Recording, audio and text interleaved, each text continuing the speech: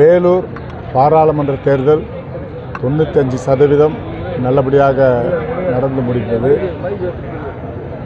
ஆனால் பீஞ்சமந்தை என்ற மலை கிராமங்கள், எஸ்டி பிரிவினர் 3 பஞ்சாயத்துகள் இருக்கிறது. எங்களை வாக்குகளை கேட்கவே அனுமதிக்கவில்லை. 3 சாலைகள் அந்த மலைக்கு இருக்கிறது. 3 சாலையிலும் குண்டாசுகளை வைத்து திமுகவினர் அராஜகம் செய்து வந்தார்கள். மாவட்ட ஆட்சித்தலைவர், நம்முடைய வேலூர் தேர்தல் அதிகாரி மாவட்ட ஆட்சித்தலைவரிடம் முறையாக நான் என்னுடைய பெயரில் மனு கொடுத்தேன். பாதுகாப்பு அதிகரிக்க வேண்டும் என்று சொன்னேன். சென்ட்ரல் ஃபோர்ஸ் போட வேண்டும் என்று சொன்னேன்.